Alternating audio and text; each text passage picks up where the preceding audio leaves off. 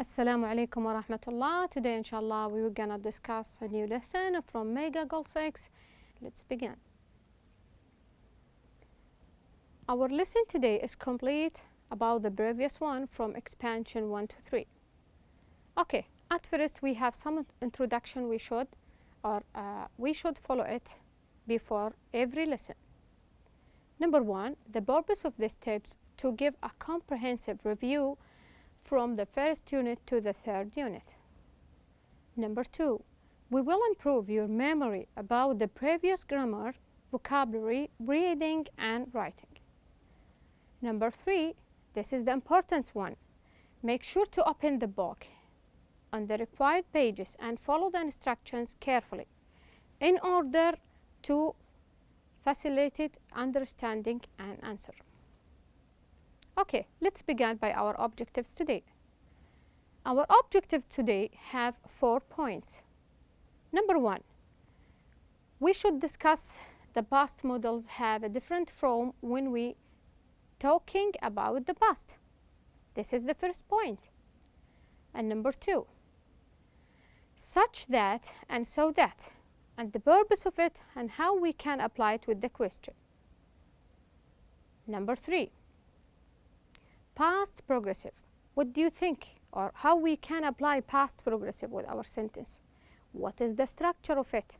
What is the main purpose from using it? The last one is noun clauses.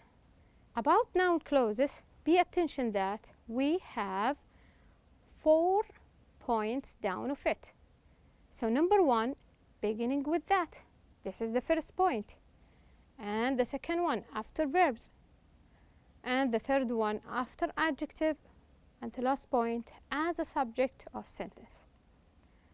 By the end of this lesson, I hope we achieve all these objects, inshallah. Okay, the first one or the first point from our objectives is models in the past. What do you think models in the past is? So at first, when I want to answer this question, I should notice that we have models in the present. As what? We have many, much, few, little, could, should, and etc. But when I want to applying it in the past tense, how can I apply it? What is the structure of it? In which time are you using it?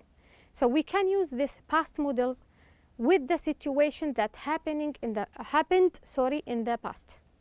Okay, let me check together. For example, we have may have, might have. So may have and might have is the same grade, followed by past participle. Pay attention that I'm talking about the past situation. So when I want to using may have or might have, I should follow it with the past participle. This is the usage of it. I used to suggest uncertainty or possibility about the past.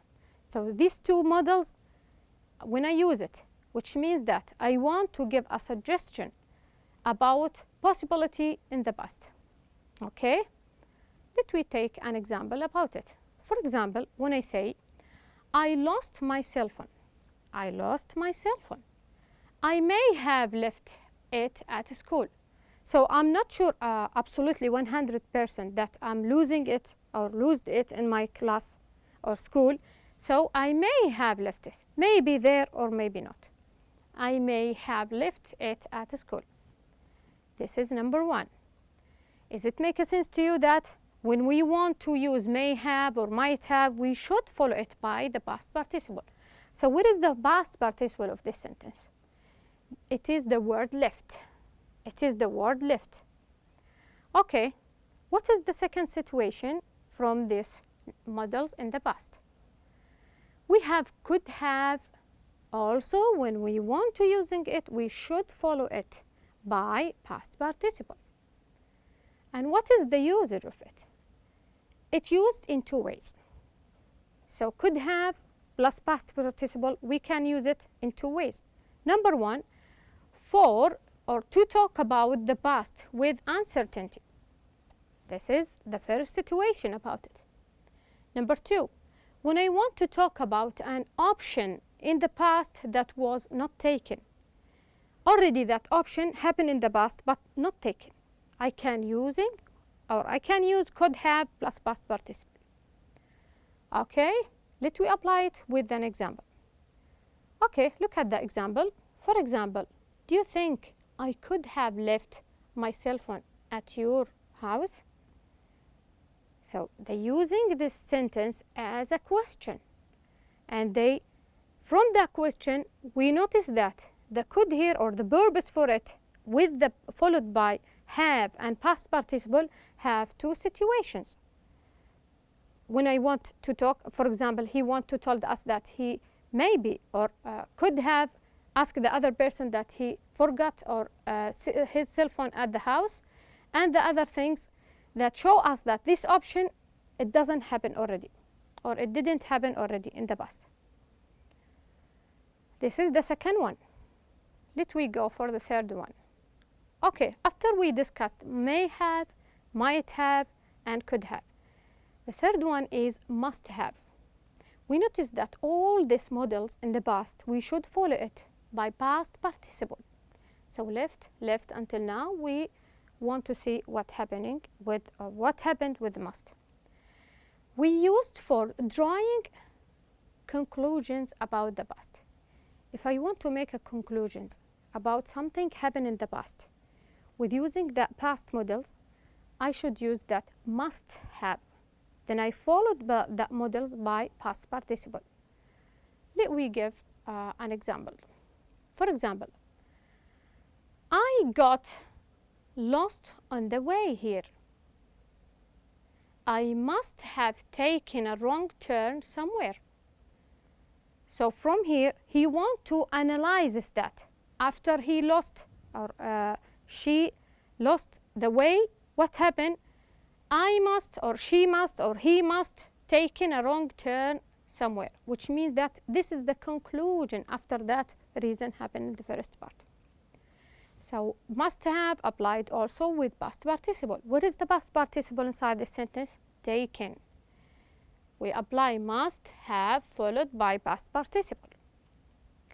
This is the third one.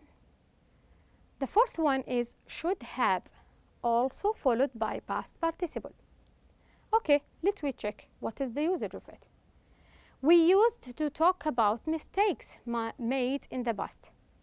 So they specified this should with these mistakes. I can use it with my mistakes, must or could or may or might. They analyze that should, we can use it with my mistakes or your mistakes. If you do any mistakes, you should use the past models should. But no, I want to notice you that if that happened in the past, we should using should. So they give it to us, the important thing that all this situation happened in the past. Okay, what is the example of it? For example, when I say, you should have apologized for your mistakes. So, should have, then followed by past participle. Should have apologized for your mistake. This is the fourth one. Okay, the last point for our models in the past is was or were supposed to. This is a different situation about this fourth before. They told us that when we want to use was or were supposed to, we should follow it by the base verb, not past participle, the base verb. What they mean base verb? Base verb, which means that the infinitive of the verb, which come in without any addition in it, in the present tense. Okay, use the express that an expected action didn't happen. What is the use of it? When I want to express that an expected action didn't happen, not that happen, they told us that this is the thing, the main things that this action didn't happen. Okay, look at the example. For example, where were you last night? They asking you, where were you last night? What is the answer for it? You were supposed to help me with my essay. So this is where. I'm using where because I have you. So you were. He, she, it was. followed by was, and the other one we followed it by were. So we were supposed to help me with my essay. Notice that the base verb here is help. We can say help, write, sleep, eat, etc. But the important thing that we should bring it in the base verb. Okay, this is the conclusion for our lesson today. The second part we will talking about is such that or so that. What do you think such that or so that is it, and how we can using it? Such and so make the meaning of an adjective or adverb stronger. So if I want to use so individually or such individually, which means that I make the adjective inside the sentence is stronger, okay? But I want to applying it in the past. How can I apply it? So such, that, and so that are used to show the cause and effect. When I want to applying it with something happened in the past, I should follow it by that, okay? Which means that they divide the sentence for cause and effect. Not as the previous one in the present tense, they give it, or they make it the adjective strong. No. Now in the past situation, make our sentence cause and effect. Okay, let we check together. This is the structure of it. Such plus adjective plus noun plus that. So such, we should follow it by adjective, then noun plus that. I think if you want more review or full review as is necessary, you can return to your book. Okay, the second situation with so. So plus adjective or adverb. So with so I can use an adjective or adverb, and I followed it by that. The third one is so followed by many or few. So if I want to use many or few plus plural count noun. So they told us that we should bring a count noun with many and few. And after that we followed it by that. The fourth one is so with much and little. What do you think much and little is? We're using it with uncountable noun. So plus much, or sorry, so much, little. We can choose one of them, much or little. And uncount noun, then plus that. If you notice that all of them, they follow the process, but except what so, we can use it with adjective or adverb, and they divide it or analyzes it with some of the adjective down. Okay, I want to note you that is as frequently left out in casual speech. What they means by that? If I have, or if I make the sentence with so that, and for example such that, if I want to speak, I'm using that sentence in a speech only. I should omit that, okay? Look at the example, the book was so popular. I can omit that. It is sold out within a week. So it doesn't change the meaning for the sentence. So when I just want to speech, not in write, on speech, okay? The book was so popular, it sold out within a week. But if I want to applying it in a write or in a writing, what I should do? I should add that, which means that I join these two sentences as a cause and effect. Does it make sense, inshallah? Okay, now we will transfer for the second question, or the second point for our objectives today. Past progressive. What do you think past progressive is and how we can using it? Okay, I want to notice you that the past progressive is absolutely different about the models or the past models that we mentioned it already. So the past progressive, we use it be and present participle to describe a long action that is interrupted by a short action. So if we have a long action in our sentence, we should and we want to interrupt it by another action, we should apply that past progressive. What is the structure of it? The structure of it, be plus present participle. Okay, look at the example. For example, as Faisal was walking down in Riyadh Street, comma, a cat fell down from a fourth story window. Okay, so what do you think is it? As Faisal was walking down in Riyadh is the long action. And what is the short action? That a cat fell from a fourth story window. So we apply the past progressive inside the sentence, and we interrupted the long one by a short action. Okay, they told us that we can use, or we also using it in the other situation. If we want to describe what was happening at a specific time in the past, we can using past progressive, be plus present participle. Number 2, we can use it with always to describe a repeated action. So if they want from me to repeat the action again and again, I should use past progressive, which means that inside be plus present progressive. Be plus present participle. Number 3, to describe two actions that were happening in the same time. So if I want to describe two things happen in the same time, I should apply this past progressive with it, which means that I should put be plus present progressive.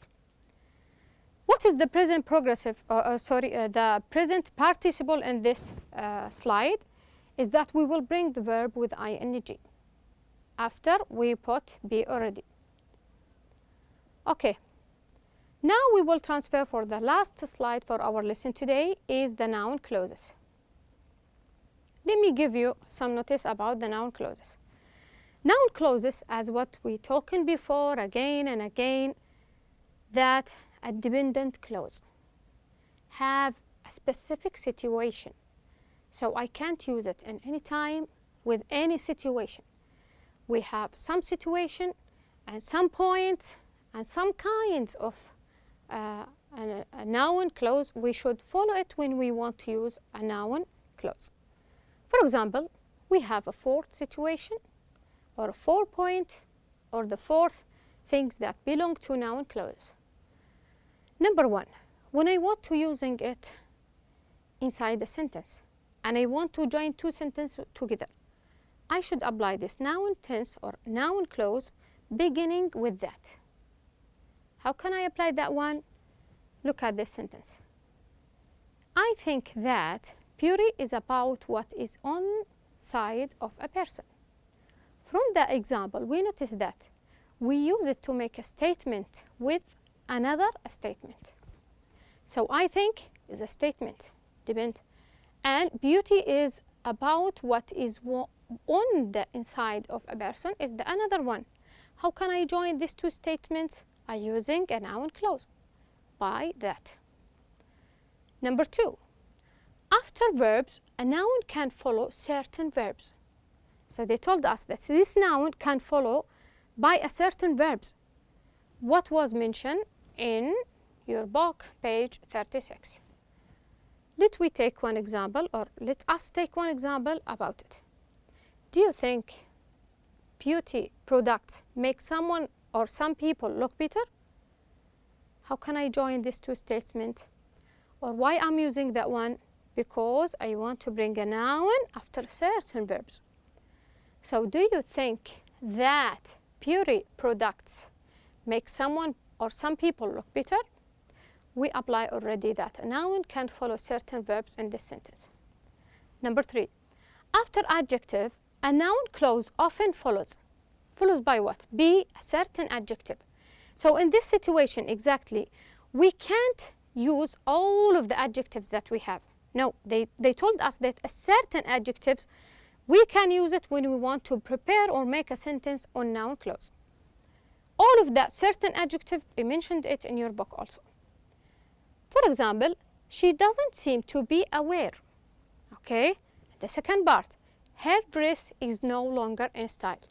So how can I apply this noun clause, I bring be, then I bring the adjective from that certain adjective they give it to us, aware. So to be aware. Then I put this conjunction that to join these two statements together. She doesn't seem to be aware that her dress is no longer in style. Number 4. As a subject of sentence, this sentence usually begin with it. So they told that when I want to apply this noun clause as a subject in my statement or in your statement, what do you think so to do? We usually begin with it. Okay? Look at, and they told us also common expression that began sentence with the noun clause as the subject on your book, page 36. So there is a certain subject, they fit with the noun clauses. Okay, look at the example down. It is surprising that toothbrushes only became common in the 20th century. So what do you think is it? We're using a noun as a subject. It is a surprising that toothbrushes only became. And what we do also, we join these two statements by that. So it is a surprising that what they mean by as a subject in a sentence, then we complete the other half of part the statements by joining or conjunctions that toothbrushes only became common in the 20th century. Okay, by the end of this lesson, I would be thanks you for joining for my class, and thank you so much.